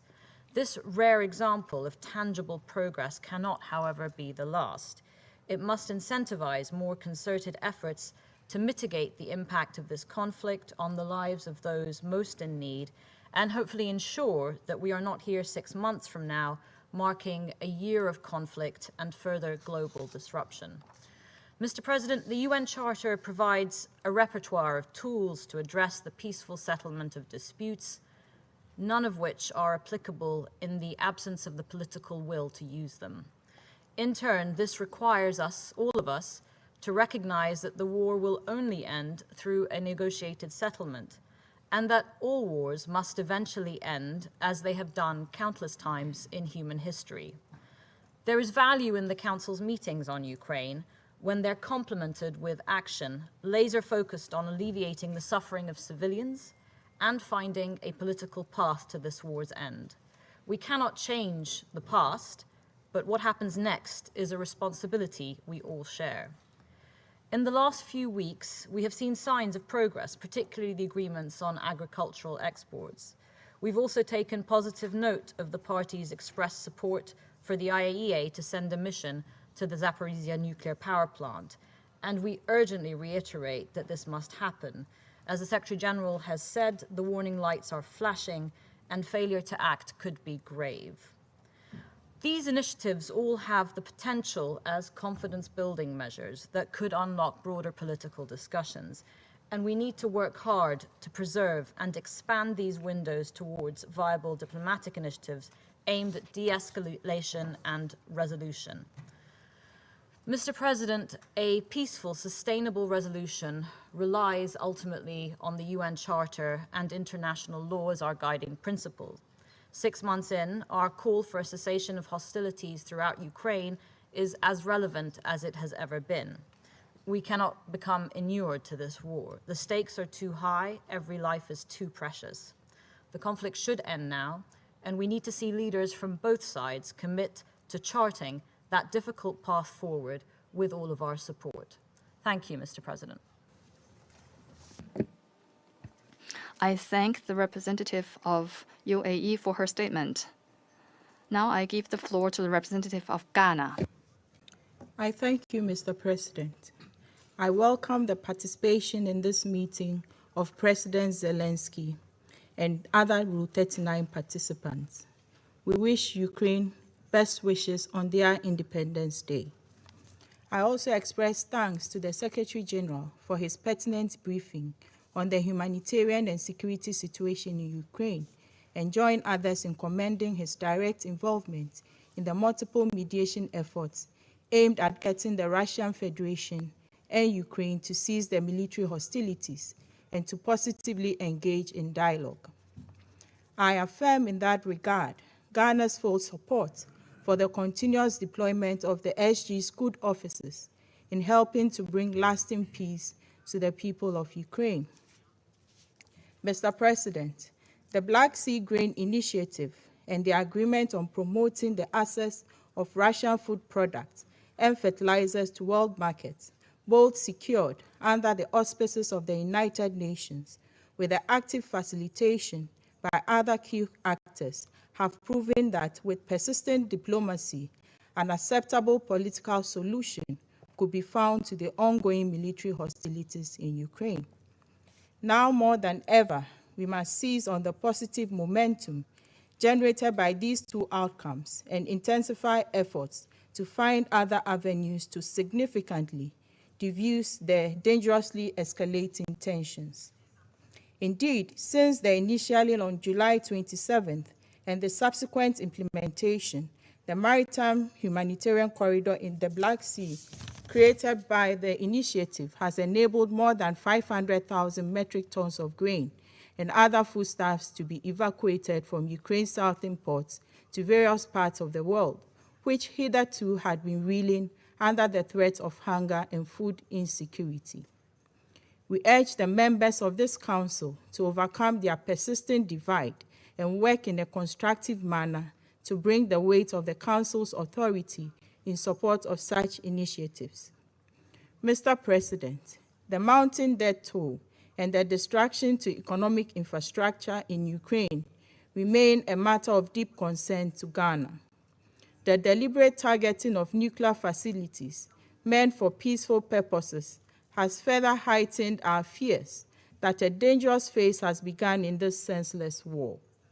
We stress the need for the parties to heed our genuine calls, including that of the international community, to end the war. Further, we urge the demilitarization of all the zones around Ukraine's nuclear facilities and affirm our support for international inspectors to be allowed access to the facilities in line with established norms.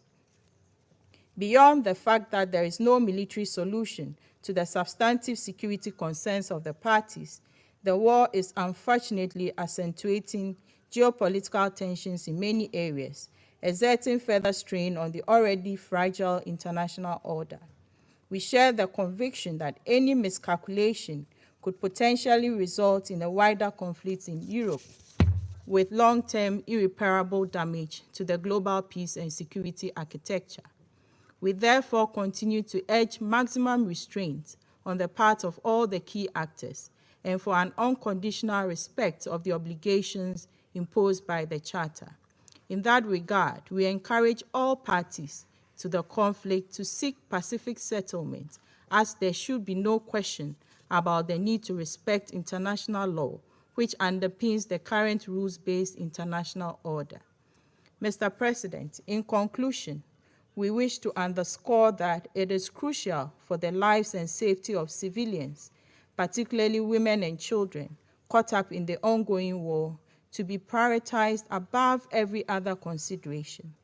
We therefore renew our call on the Russian Federation to withdraw all its invading troops from the internationally recognized borders of Ukraine and pursue diplomacy and dialogue to resolve its legitimate security concerns. I thank you. I thank you. And I would like to give the floor to the representative of India. Mr. President, we thank the Secretary General for his comprehensive briefing on his visit to Ukraine last week. We thank USD DiCarlo for her intervention. I also join my foreign minister in conveying our greetings today to the people of Ukraine on the occasion of their Independence Day.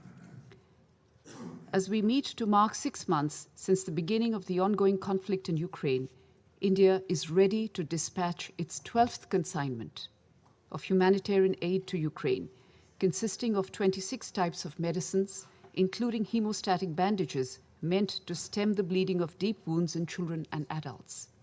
This was a specific request by the Ukrainian side, and we have made sure that we will be reacting in the fastest possible time to meet this.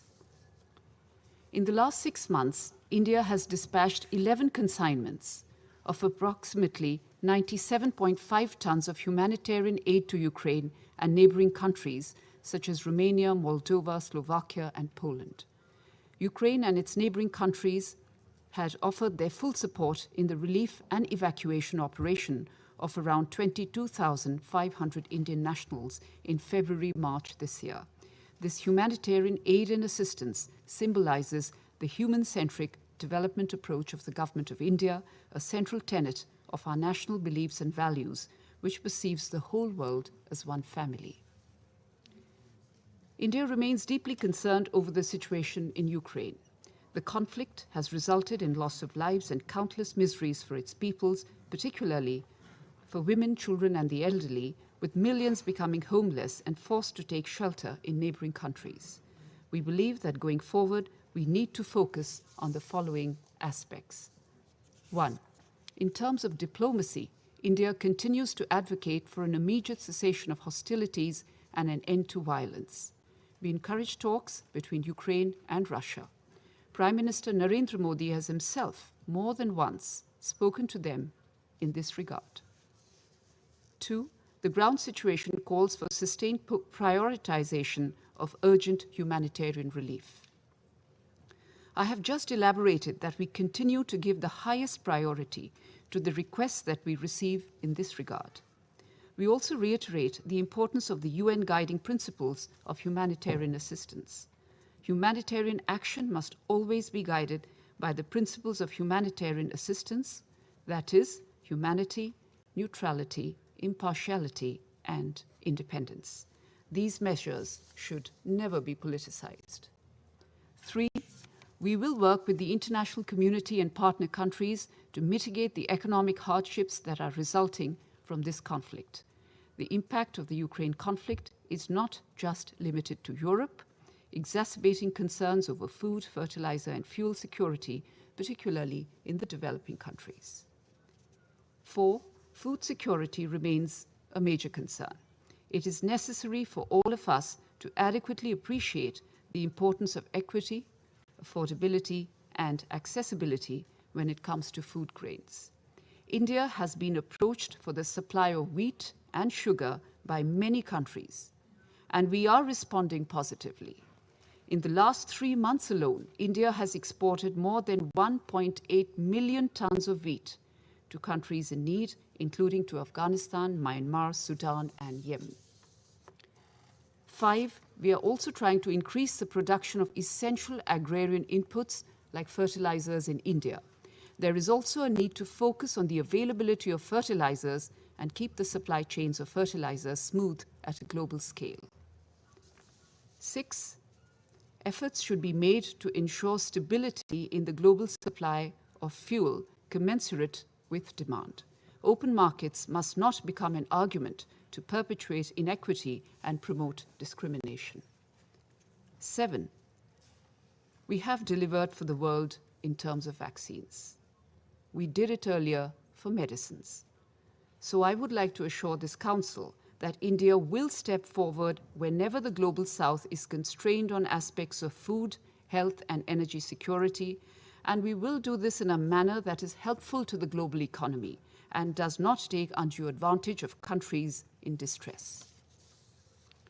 To conclude, India's approach will be to promote dialogue and diplomacy with an overarching aim to end the conflict and work with other partners to mitigate the economic challenges emerging from the Russia-Ukraine conflict. Mr. President, it is in our collective interest to work constructively, both inside the United Nations and outside, seeking an early resolution to this conflict.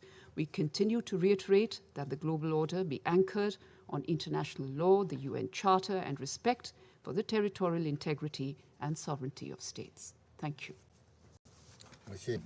I thank the representative of India for her statement. Now I give the floor to the representative of the Russian Federation.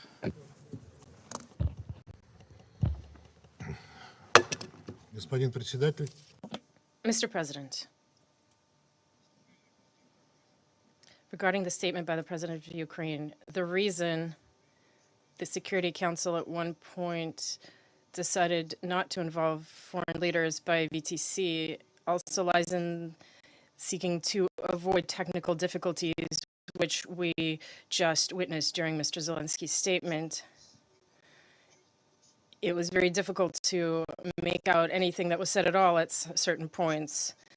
We hope that our position regarding the usefulness of in-person participation of guests, at the very least out of respect for them, has become clearer as a result of this to those following today's meeting.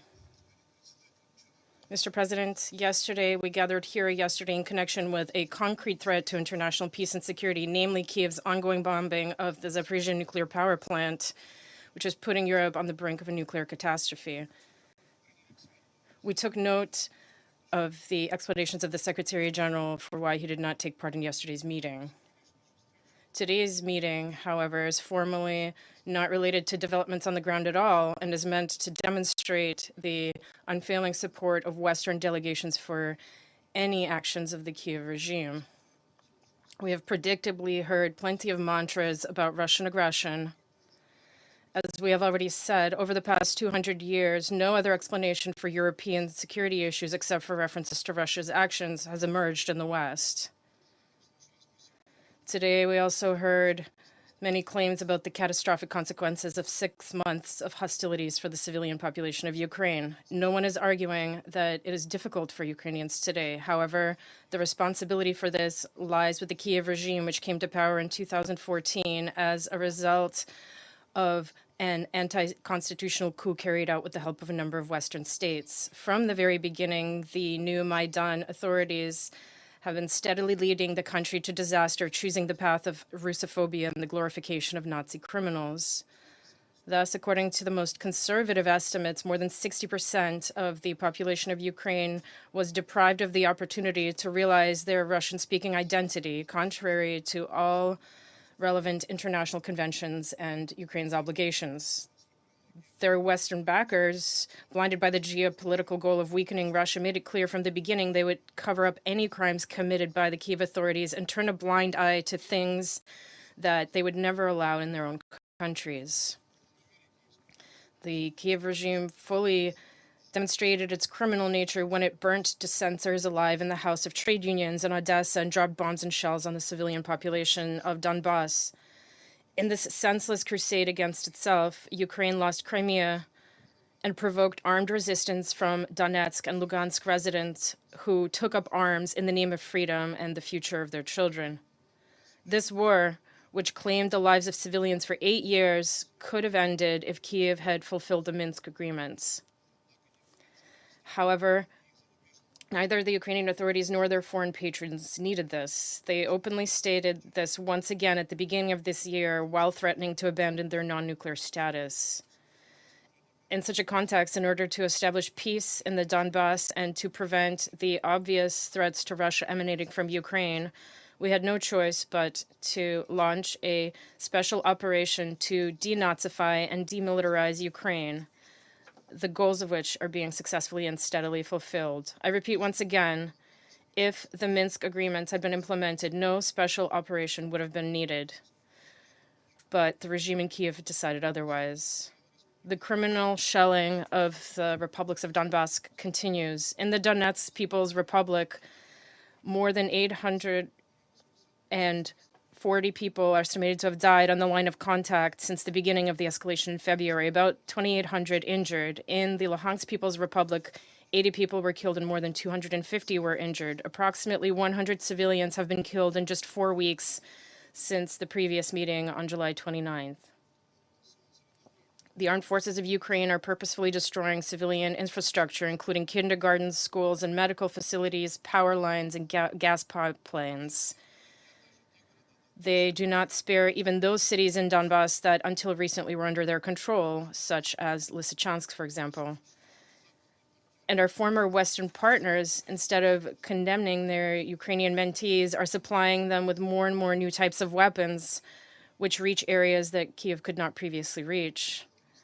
In doing this, they are becoming accomplices in crimes against the civilian population. And given that the use of some artillery systems, as the Ukrainians themselves admit, is impossible without coordinating the targets with suppliers, they are becoming co-perpetrators as well. This primarily concerns the American HIMARS multiple launch rocket systems, which were used, for instance, to strike the correctional facility in Yelenivka on July 29th, claiming the lives of more than 50 Ukrainian prisoners of war. We know that the president of Ukraine is well aware of the fact that it is the armed forces of Ukraine who are behind this crime, despite the fact that he sold us a false version today of Russia being responsible for this. Mr. President, from the very beginning, we warned that Ukrainian armed groups were actively using civilian facilities for military purposes. Meanwhile, local residents are prohibited from leaving their homes, and all their attempts to independently evacuate to safe areas are brutally suppressed. There have been so many incidents of Ukrainian artillery and ammunition being situated on the territory of educational and medical facilities over these 6 months that even pro-Western human rights organizations such as Amnesty International can no longer ignore them. However, instead of forcing Kyiv to comply with international humanitarian law, our Western colleagues, after the tantrum thrown by Ukrainian authorities who are used to getting away with everything, chose to publicly castigate Amnesty International itself instead. And today, Ms. DiCarlo found words to express concern in connection with the upcoming trial of Azov Nazis and sadists, but said nothing of the horrific crimes they committed and their violations of international humanitarian law, including brutal torture, information regarding which is available to the international civil service community and including Ms. DiCarlo herself. And the United Nations has enough information about this as well, the UN, whom Ms. DiCarlo represents. This all, frankly, looks extremely cynical and denigrates the values of freedom of speech. And it's a shame that you don't understand this, but ordinary Ukrainians are well aware of this. They encounter the atrocities of the armed forces of Ukraine and the national battalions and their inhumane methods. Allow me to cite just one example. At the meeting in July, we already showed you a photo of the Lepestok or Petal anti-personnel mine. Today, for greater clarity, I will show you the training models for these mines, which Ukrainian troops scatter by the hundreds in the Donbass and the territories liberated by the Russian army and even throw them into the territory of Russia. Imagine such an inconspicuous petal lying on the ground in the grass. It can also be camouflage colored, which makes it virtually invisible on the ground. Considering that the Ukrainian armed forces scatter these mines in towns and villages far behind the front lines, it is not soldiers that they pose a threat to at all. No, they are purposefully designed to target civilians, especially children who risk stepping on them or picking up such a toy out of curiosity. 47 explosions of such mines have already been recorded in the Donetsk People's Republic. This Petal mine is living proof of the sadistic, savage nature of the Ukrainian regime and a symbol of its true attitude towards the people of the east and southeast of the country. And of course, the people see and understand this, hence the treatment of Russian soldiers as liberators, which is widespread in the liberated territories. This in no way fits into the narrative promoted by Kyiv and its Western sponsors. Ukraine is therefore resorting to terror and intimidation tactics in the Kherson, Zaporizhzhia, and Kharkiv regions. But this cannot change the minds of people who have seen the true face of the Kyiv regime. Kyiv is losing the battle for minds, and its Western backers, who are waging a proxy war against Russia to the last Ukrainian, are getting mired deeper and deeper in supporting this anti-popular, anti-human regime, turning a blind eye to manifestations of neo-Nazism, extreme nationalism, and Russophobia. They are also shooting themselves in the foot with futile attempts to isolate Russia politically and economically. Then again, that is something you will have to answer for to your own voters and taxpayers, as you will have to answer to the international community for the unprecedented mendacious campaign to discredit Russia that you have unleashed. Never before since Nazi Goebbels propaganda has the world encountered such a degree of falsification, which Western and Ukrainian PSYOPs experts are using. There is no doubt that history will be able to give the correct assessment to all this. Our Albanian colleague propounded today, Albanese, about Russian prisoners that are allegedly being recruited by the Russian authorities. However, he forgot to mention those released from Ukrainian prisons, Ukrainian prisoners who were handed out weapons in the very first days of the special military operation and who made themselves known by pillaging and murders and continued to terrorize Ukrainian towns. We will go into this in detail at one of the future meetings of the Council. Mr. President, the so-called Black Sea Initiative of the UN Secretary General is considered to be a sort of success story, especially in terms of the unhindered export of food from Ukraine. However, there are alarming trends here as well. Over the 4 weeks of export operations, only one of the 34 dry cargo ships went to Africa. This is completely inconsistent with the originally stated goal of combating hunger in countries in dire need of grain. Here, of course, it is also worth recalling the public image failure with the sending of the first vessel, Razoni, which essentially, instead of bringing long-awaited wheat to Lebanon, brought corn instead, and corn for animal feed at that. In this context, there is much to think about regarding the comment made by the Secretary General in the port of Odessa on August 19th, when he said that grain exports and reduced prices on global markets will not bring relief to needy countries who cannot afford to buy them anyway. This situation clearly reveals the true causes of global food security issues. Ukrainian grain has nothing to do with it. The main reason is Western countries' own economic miscalculations and the consequences of anti-Russian sanctions, which we've repeatedly spoken about in this chamber. It was the sanctions that ruptured logistical and financial chains, which in turn provoked a sharp drop in market supply. Excuses about the supposedly targeted nature of unilateral measures cannot fill hungry people's stomachs. We call on all those involved to take the package nature of the Black Sea Initiative with full seriousness and not to postpone resolving the financial and logistical problems that impede the export of Russian food and fertilizers to the global market. We emphasize that the extension of the grain deal, the term of which is 120 days from the date of signing, would be facilitated by tangible results for Russian foreign trade operators equivalent to those we are seeing for Ukrainian exports. So far, there are still significant reserves in this part of the grain deal. Mr. President, it is no secret that the Western colleagues who requested today's meeting were resolved to have it coincide with the Independence Day of Ukraine. Much has been said about this today. A number of our colleagues directly point to Russia as a threat to Ukrainian independence. We cannot agree with this. 8 years after the launch of the Maidan project, it has become obvious that the main, and in fact the only threat to the independence of Ukraine is the current government in Kiev.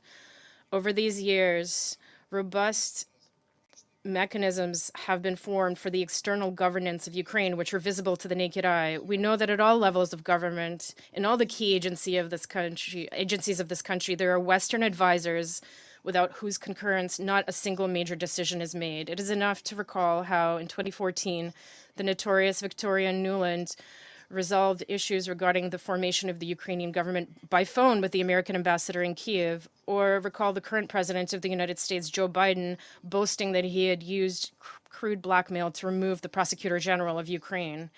If this is independence, then what is dependence? And is there anything for Ukrainians to celebrate on this day?